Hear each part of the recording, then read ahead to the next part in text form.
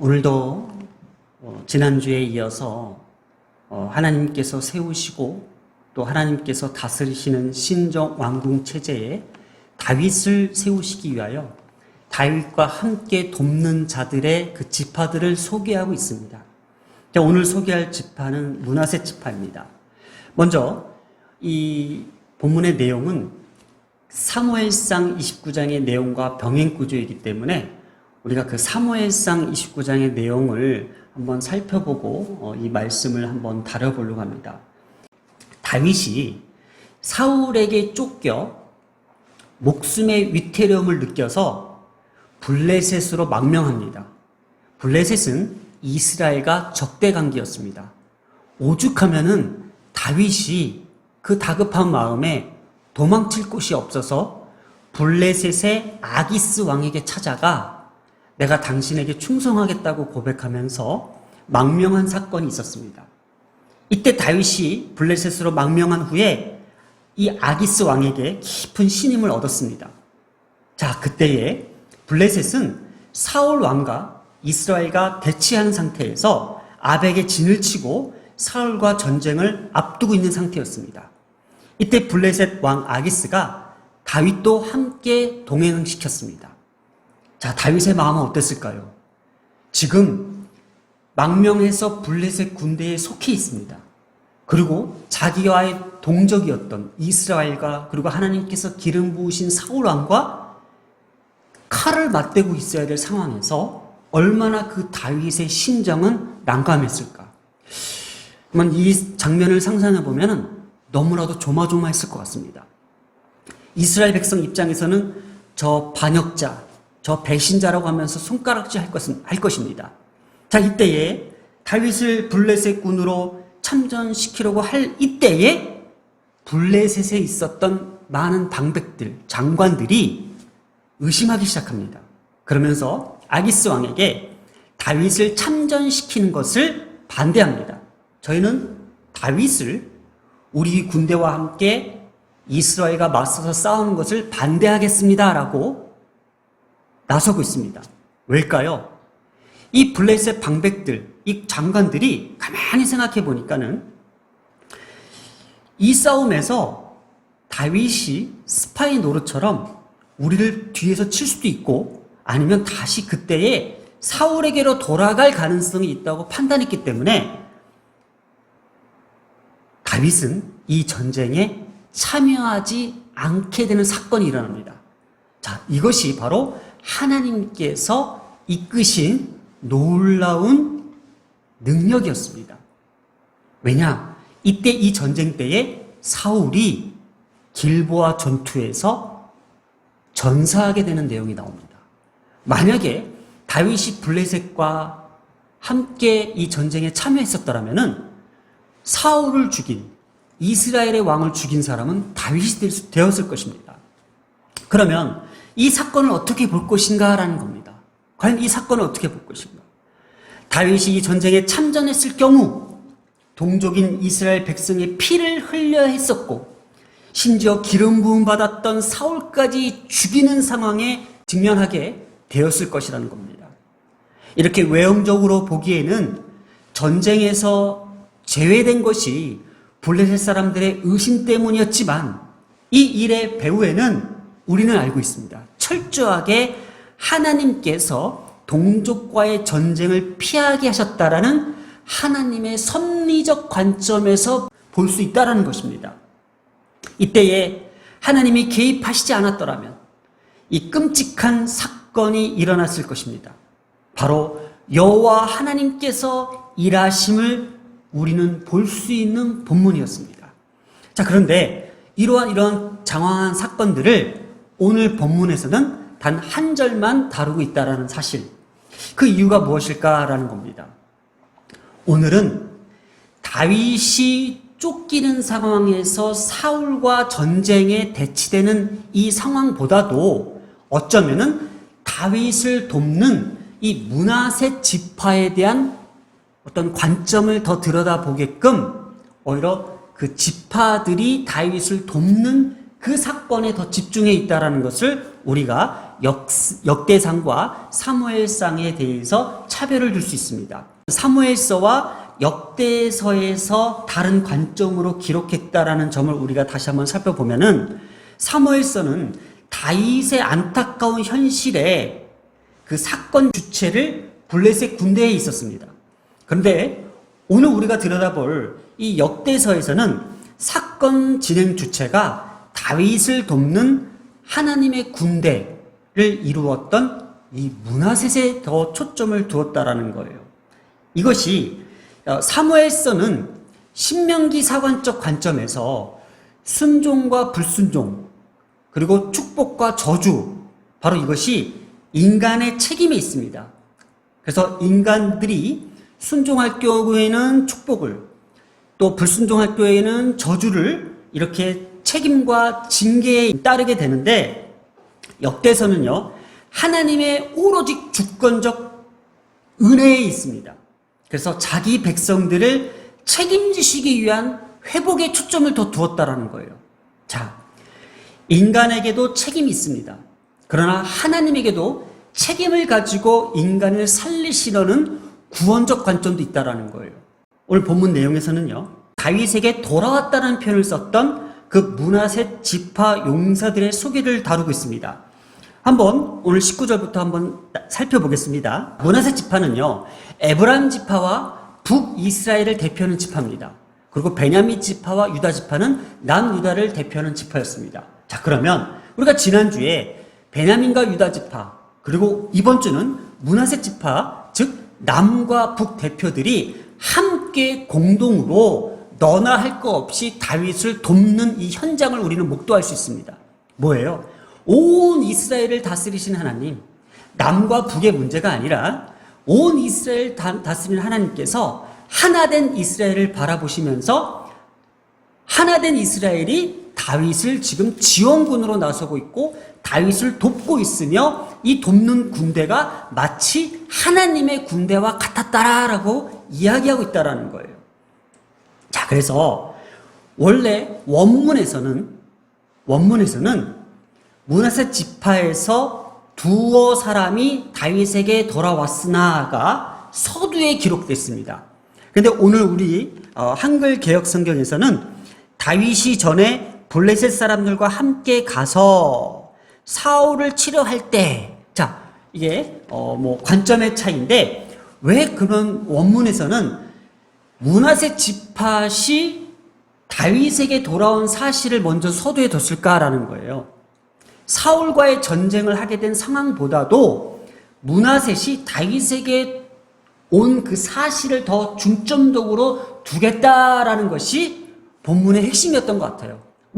앞에 두나 뒤에 두나 모든 사건의 사실은 틀린 건 없습니다. 그러나 어디에 더 중점을 둘까 하는 거예요.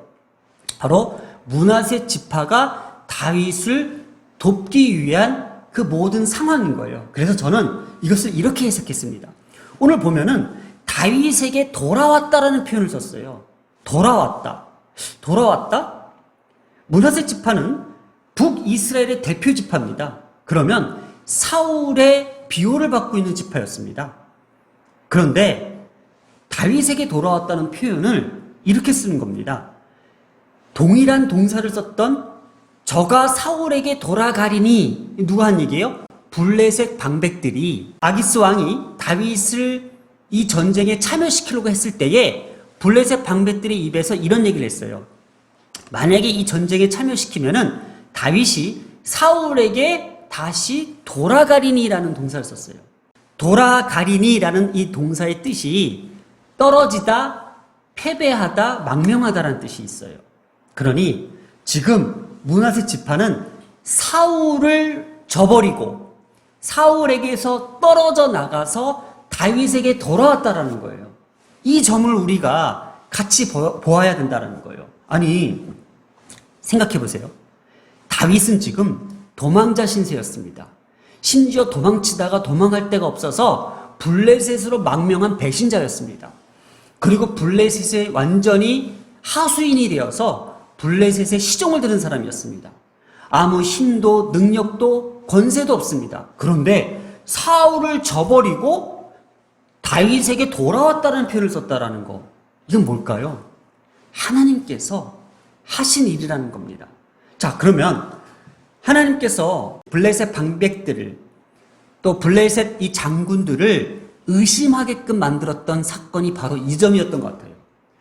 므낫세 지파가 사울을 버리고 다윗에게 돌아오는 그 장면을 보면서 이게 뭐지? 왜 힘없고 아무런 무능력한 다윗에게 지금 저들이 돌아왔지?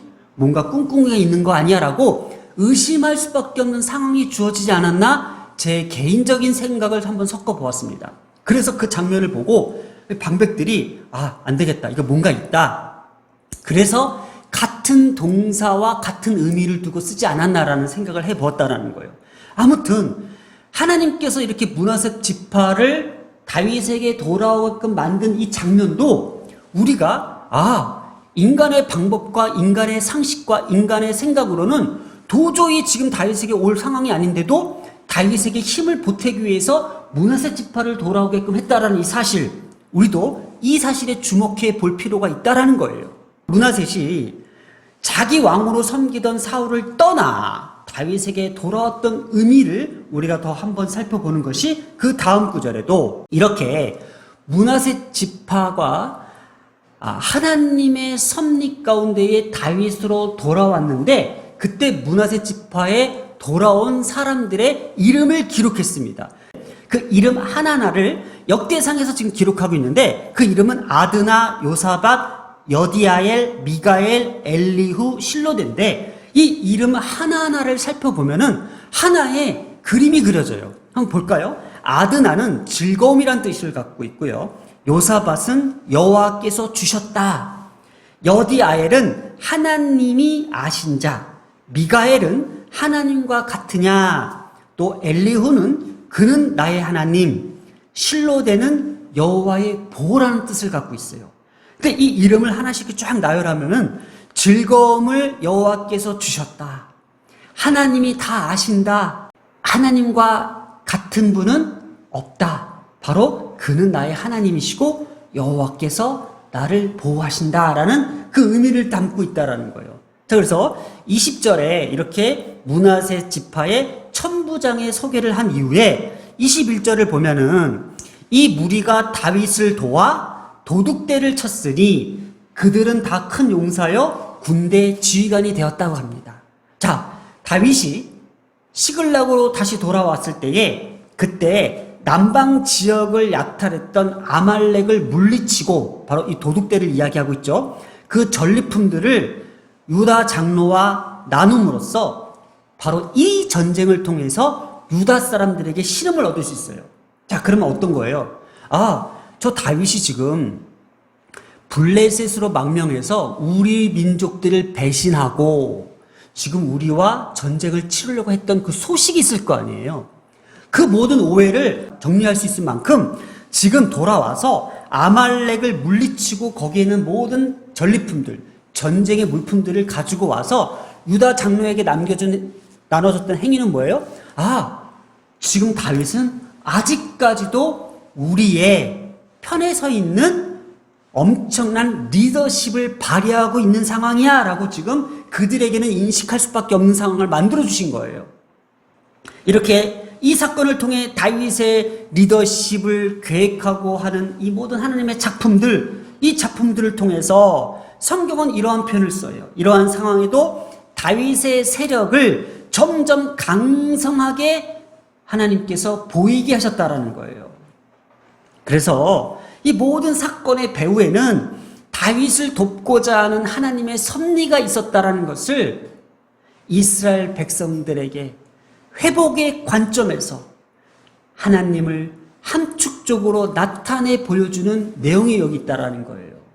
그래서 사무엘상에서 기록했던 그 어떤 사건, 전쟁에 나갈 뻔했던 사건, 그러나 하나님께서 되돌려 놓으셨다는 사건과 므낫세 지파가 그 다윗에게 돌아와 협력해서 그 군대 장관들이 아말렉을 쳐서 유다 장로들에게 보였던 그 리더십, 이 두 가지의 사건을 딱 보면서 하나님께서 이 모든 상황들을 어떻게 해요? 운행하고 계시구나라고 느껴진다라는 거예요. 그래서 오늘 본문의 핵심에는요, 22절에 이러한 구절이 있습니다. 너무나 중요한 구절이고요. 이 구절은 하나하나씩 곡씹어가지고 우리 삶 속에서 새겨야 되고요. 평생 십자가처럼 지니고 있어야 될 말씀입니다. 오늘 말씀은 정말 중요합니다. 어떤 말씀일까요? 그때에 사람이 날마다 다윗에게 돌아와 돕고자 하매 큰 군대를 이루었대요. 어떻게 해요? 하나님의 군대와 같았더라. 자, 한글 번역에서는요, 사람들이 하나 둘씩 오다 보니까는 저절로 큰 군대가 되었고, 그 군대가 되니 마치 하나님의 군대와 같아 막강해졌다라는 의미처럼 우리가 이해할 수 있는데, 원문의 의미에서는요, 하나님께서 다윗으로 하여금 거룩한 전쟁을 치르기 위해 한 사람 두 사람씩 하나님께서 불러 모아주셔서 큰 군대를 만들어 가신 거예요. 하나님이 만들어 가신 거예요. 그러니까 저절로 모이다 보니까 많아진 상황이 아니라 하나님께서 다윗의 전쟁을 위해서, 어떻게 보면은 우리 삶이 이 삶의 터전에서 이런 세상 가운데로 우리가 나가기 위해서 하나님께서 날마다 어떻게 해요? 나를 돕기 위해, 다윗을 돕기 위해 한 사람씩 계속 불러 모아주셔서 우리에게 큰 군대를 이루신 것이 마치 하나님의 군대 같았다라는 거예요. 이스라엘의 전쟁에는요, 하나님의 말씀인 언약궤를 앞세워서 하나님, 그러니까 여호와의 신이 전쟁을 대신 치러진다고 생각합니다.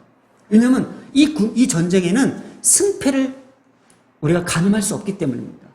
그래서 지금 이 하나님의 군대 이 자체는 우리 삶 가운데에 우리 삶을 지탱하고 있는 큰 힘이에요. 이 군대가 우리 가운데 없으면 우리는 싸울 수 없습니다. 그런데 여기 표현이 오늘 날마다라는 표현에 오늘 초점을 두고 있습니다. 날마다. 제가 날마다를 제가 표시했습니다. 이 날마다가 뭘까? 자, 이런 비유를 한번 들어볼게요. 우리 부모들이 자식을 키우다 보면은 이렇게 뒤돌아보았을 때에 그 순간순간 그 나날이 날마다 어떻게 그 시간들을 우리가 보내왔을까라는 깜짝 놀랄 때가 있어요. 그때 그랬는데 지금까지 돌이켜보면은 야, 그때 어떻게 여기까지 왔을까? 바로 그때부터 날마다 매 순간마다 하나님께서 어떻게 해요? 이 자녀들을 세상 밖으로 용사가 되기 위해서, 이 세상을 다스리고 정복하기 위해서 하나님께서 하나님의 군대를 하나 둘씩 모이게 하시면서 쌓여졌던 것이 하나님의 군대처럼 지금 저들이 세상 밖으로 나가며 세상에서 싸울 만한 힘을 기르게 하실 만큼 하나님께서 그 힘을 지탱해 주셨다라는 거예요. 우리 자녀들 한번 보세요. 어느 순간에 부모의 손이 닿지 않을 만큼 어른이 되어 있어요. 이들은 세상 가운데 나갈 준비가 되어 있어요. 왜요? 날마다 하나님께서 저들의 삶 가운데에 하나님의 군대가 저들을 호위하고 있었다라는 거예요. 이거를 우리가 믿을 수 있어야 되는 거예요. 저는 이 말씀에 100% 동의합니다. 왜냐? 내가 키운 게 아니기 때문에, 내 손으로 할 수 없었기 때문에 하나님의 저들의 삶 가운데에 날마다 어떻게 해요? 큰 군대를 이루어 어떻게 해요? 하나님의 군대같이 저들의 삶 가운데 만들어 주셨다는 거예요.